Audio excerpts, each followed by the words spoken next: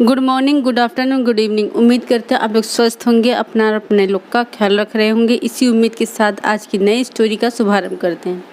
आज की नई स्टोरी है एक बैंक की चोरी जो 53 करोड़ रुपए की हुई है।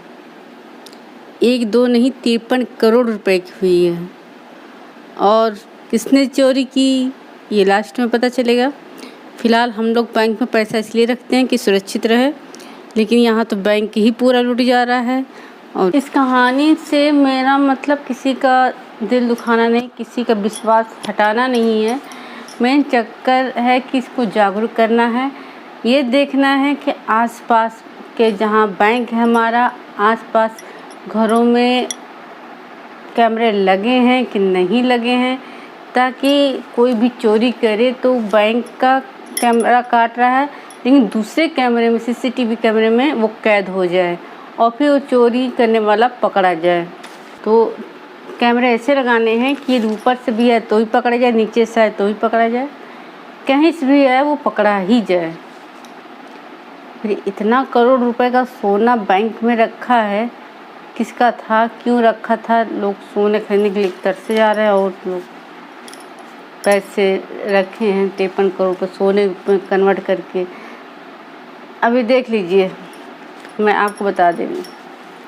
ये तो चोरी का मामला हुआ, उससे हटकर थोड़ा सा कि सरकार ने तो नोटबंदी कर दी थी।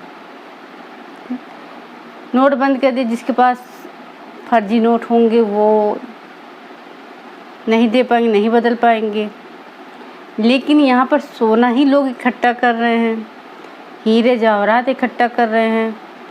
इसको कैसे बदलेंगे भविष्य में, तो सोचने की बात होगी, क्योंकि ये तो पूरा विश्व पटल पर आ जाता है ना। सोना हीरा, ये सब चीज़ जो लोग स्टोर करके अपने बैंकों में, खातों में, सब में रख रहे हैं, या तो इस पर कड़ा से कड़ा नियम लाया जाए ताकि लोग इस पर कोई भी स्टोर ना कर सके, सोना चांदी ज़्यादा से ज़्यादा स्टोर ना कर सके। सरकार ने वैसे भी कहा था किसी के पास इतना ज़्यादा सोना नहीं होना चाहिए, लेकिन लोगों के पास सोना निकला है। चोरी हुई है खातों से, तो मतलब सोना है। और देश की सबसे बड़ी चोरी जो रॉबरी हुई है वो इस देश में हुई है, मतलब यहाँ पर कर्नाटक राज्य में हुई है। और कर्नाटक के विजयपुर, नाम तो सुने होंगे, विजयपुर, विजयनगर, वहाँ पर हुई है। तो विजयनगर के बासवान तालुक के मांगुल्ली शहर में एक कैनरा बैंक है। कैनरा बैंक शाखा खुला हुआ होता है और इस बैंक में लोग अपना पैसा, हीरा जवाहरात लॉकर में सब रखते हैं। तो व्यक्ति भी रखा हुआ था, नाम नहीं उनका बताऊंगी। कितना किलो सोना निकला वहाँ से, जो रिकॉर्ड में था वो 58 किलो 975 ग्राम सोना निकला, जिसकी कीमत लमसम 53 करोड़ रुपए थी। और प्लस उसमें पैसे भी थे 5,20,000 रुपये जो लूट लिए गए। एक ही लॉकर से लूटा गया, बाकी लॉकर से नहीं लूटा गया। मतलब समझ गए होंगे कि चोरी तो घुसेगी तो एक ही लॉकर क्यों तोड़ेगा, सभी लॉकर को तोड़ेगा। यहाँ कोई ना कोई जानकार रहा था, इसलिए वो लॉकर तोड़ा गया। चोरी हो जाती है। फिर सुबह जब चपरासी वहाँ से आता है ताला खोलने, अपनी साइकिल एक किनारे खड़ा करता, फिर जाता है ताला खोलने, तो देखता ताला पहले से ही खुला हुआ है, टूटा हुआ नहीं है, खुला हुआ है ताला। मतलब चोरों के पास की दूसरी डुप्लीकेट चाबी थी और अंदर भी चाबी रही होगी। तो पहले तो ये बहुत चक्का हो जाता, क्योंकि डर जाता कि चाबी तो इसके पास है, ताला खुला हुआ पहले से, अंदर कोई बात होती है वो घुस जाता तो इल्ज़ाम सीधे इसी के ऊपर आएगा। तो वो अपने ऑफिस के स्टाफों को फ़ोन करता है, जो बैंक मैनेजर रहते हैं उनको फ़ोन करता है। वो भी रास्ते में रहते, आते हैं और देखते हैं वाकई खुला हुआ। कहते तुमने तो नहीं खोला? तो कहते साहब मैंने देखा खुला हुआ, मैंने नहीं खोला, मैं खुद बहुत चक्कर कि मैं अंदर गई नहीं, हिम्मत ही नहीं पड़ी मेरी अंदर जाने की। तब बैंक मैनेजर पुलिस को सूचना देते हैं और पुलिस आती है, सबको दूर करती है, कहती है कि अंदर का सामान कोई छूना नहीं, केवल मैं और बैंक मैनेजर जाएंगे अंदर। अंदर जब शटर खुलता है उसका, अंदर घुसते हैं तो पहले उसमें वो गुड़िया देखते हैं जिस पर सिंदूर लगा होता है और हल्दी लगी रहती है और फूल माला मतलब चढ़ा हुआ होता है। पूरा क्रियाकलाप पूरा होता रहता है, हुआ था उसमें। केस को घुमाने के लिए ये था, लेकिन जब बाद में खुलता है तो पता चलता है, अंदर जाते हैं कि इनका कोई चीज़ छुआ तो नहीं है। तो जब वो देखते हैं तो बैंक मैनेजर कहता है सब वैसे तो वैसे रखा, कोई चीज़ छुआ नहीं है। देखते अंदर घुसते ही अलार्म सायरन की तार काट देते हैं, कैमरा का तार काट देते हैं ताकि किसी प्रकार का कोई रिकॉर्ड ना हो, और लॉकर से सोना निकाल करके निकल जाते हैं। वो अंदर जाते पुलिस वाले देखते हैं सब लॉकर बंद, केवल एक लॉकर खुला। उन्हें शक होता है कि वहाँ के कर्मचारियों पर, सबसे पूछताछ होती है बट कोई उसमें हाथ नहीं लगता। फिर वहाँ कुछ चोर जो एक्टिव रहते हैं उन पर शक होता है, लेकिन कई चीज़ सजेशन करने के बाद लगता है कि वो चोर यहाँ तक नहीं है। देखते हैं कोई चोर किसी तरीके से एक्टिविटी नहीं हुई है। अब आसपास के कैमरे को खंगाला जाता है। एक कैमरे में एक कार खड़ी दिखती है और वो कार में नंबर लिखा होता है। पुलिस को शक होता है कि कार किसकी है, यहाँ के आसपास लोगों की किसकी। तो चेक किया जाता है तो वो कार पूर्व बैंक मैनेजर विजय मरियाल की थी। अब उनको पूरा डाउट हो जाता है कि ये इनकी कार यहाँ क्यों खड़ी है। बैंक मैनेजर से पूछा जाता है तो बताते हैं कि वो दूसरी शाखा में ट्रांसफ़र हो गए थे 8 मई को, और 9 मई को ये शाखा छोड़ दिए थे। पुलिस को शक होता है कि यदि उनका खाता वहाँ पर है तो इनका यहाँ आने का क्या सजेशन मिलता है। तुरंत विजय मरियाल को उठाते हैं, क्वेश्चन करते हैं, लेकिन फिर अपनी भाषा बदलते रहते हैं कि ये गाड़ी यहाँ कैसे आई। इस पर कई बयान वो जारी करते हैं जिस पे पुलिस सख्त होती है। और फिर पूर्व बैंक मैनेजर अपना एक बात फिर बोलना शुरू कर देते हैं, निकालते बताते हैं कि कैसे क्या हुआ। उन्होंने कहा कि जब मैं यहाँ बैंक मैनेजर आया था तो इसी लॉकर में सबसे ज़्यादा पैसा मैंने देखा, जिससे कम समय में सबसे ज़्यादा चोरी की जा सकती थी। और मुझे ये भी पता था कि कर्नाटक में कई ऐसे चोर गिरोह हैं एक्टिव जो कि पकड़े नहीं गए हैं और वो चोरी करते हैं। फिर मेरा माइंड यहाँ घुमा कि किसी और 2 लोग को शामिल कर लें।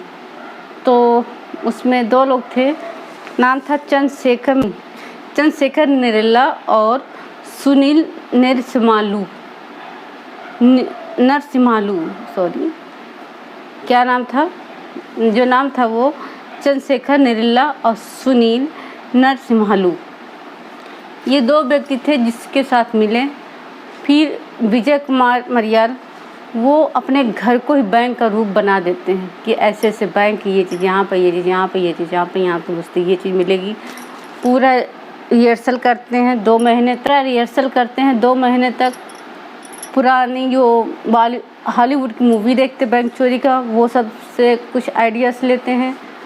फिर एक ट्रक का इंतज़ाम करते हैं कि मुझे ट्रक चाहिए और ड्राइवर मेरे पास है। विजय कुमार गाड़ी चलाना, ट्रक भी उनको चलानी आती थी और उन्होंने पैसा देकर किराए पर ट्रक ले लिया। ट्रक वालों को ये नहीं पता था ये किस काम में होने जा रही है यूज। सो उसने अपना ट्रक दे दिया और ट्रक को ऐसी जगह खड़ा किया जहाँ पर ना ही कोई सीसीटीवी कैमरा था और ना ही कुछ भी नहीं था जिस पर उस पर ट्रक कैमरे में कैद हो।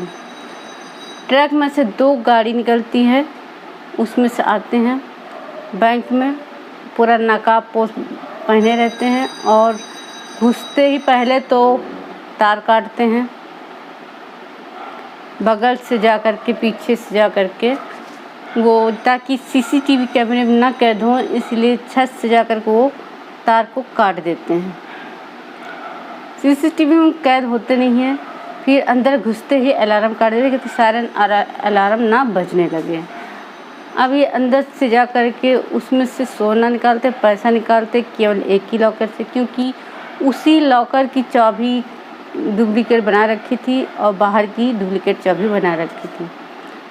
निकाल करके फिर ये लोग स्कूटी पर निकल जाते हैं और स्कूटी ट्रक के अंदर डालते हैं और फिर ट्रक लेकर बाहर निकल जाते हैं, जिससे वो शक नहीं होता किसी पर और ना ही वो कैमरे में कैद हो।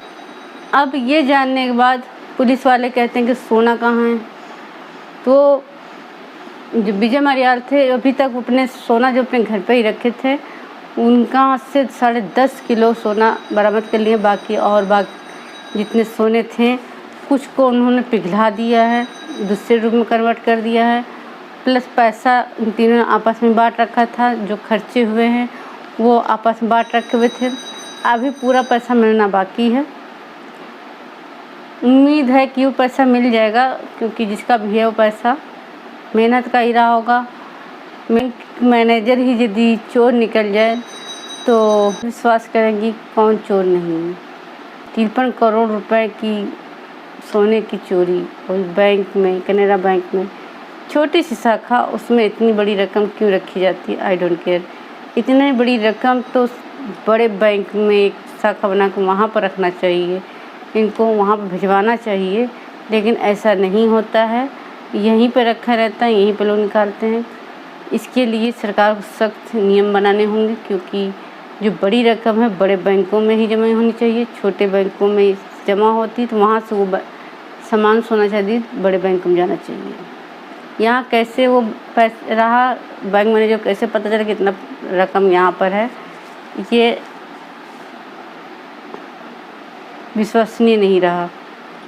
चाहे कैनरा बैंक हो, चाहे HDFC हो, कोई सा बैंक हो, SBI हो, पंजाब नेशनल बैंक हो, इलाहाबाद हो, बैंक ऑफ इंडिया हो, कोई भी एक्स्ट्रा कई बैंक खुले हुए हैं, तो इन सब का एक ही शाखा होना चाहिए। एक ज़िले में एक शाखा, वहाँ पर सारे शाखाओं का जो भी पैसा है, रुपया अंत में जमा हो जाना चाहिए। थोड़े मतलब कि 20 लाख रुपए तक का, 20 क्या बैंक से कम 5 करोड़ रुपए तक का छोटे मोटे शाखाओं के पास रुपए होने चाहिए। सोना चांदी नहीं होना चाहिए। किसी को सोना चांदी छुटाना है तो यहाँ से पूरा प्रोसेस करवा करके सीधे वहाँ जाएगा, वहाँ से अपना माल लेगा और फिर छूटेगा।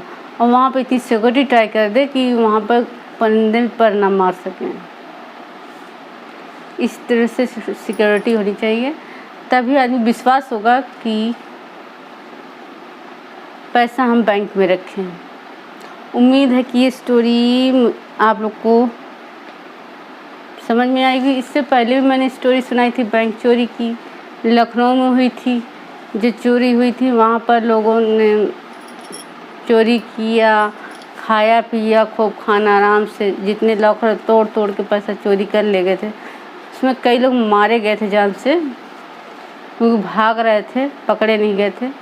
बट यहाँ तो पकड़े गए हैं। और बैंक मैनेजर को तो बहुत बड़ी सज़ा होनी चाहिए, कि बैंक मैनेजर का दायित्व बनता है कि किसी बैंक की जो सीक्रेट है वो खुफिया जो है वो अपने तक सीमित रखे, दूसरों तक साझा ना करे, और ना ही इस ऐसे घटनाओं में संलिप्त होना चाहिए उसको।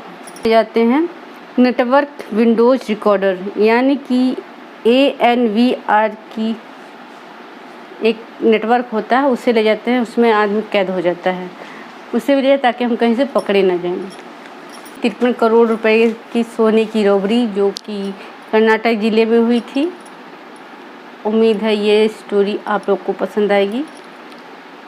अब इस स्टोरी का सुनाने का अर्थ किसी को दुखी करना नहीं है कि मेरा पैसा बैंक में जमा है या सोना चांदी डरना है।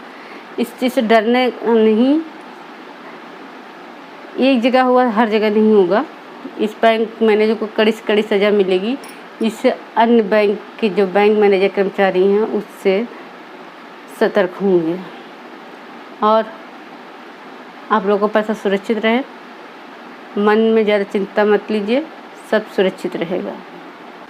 इतनी बड़ी रकम सुन करके उन्होंने अपनी टीमों को 8 टीमों में बांट रखा और सबको एक एक काम सौंप रखा था और सबने अपना काम ईमानदारी से किया, जिससे ये फिल्म चोरी 53 करोड़ की पकड़ी गई है। उम्मीद है ये स्टोरी पसंद आएगी। तब तक के लिए नमस्कार।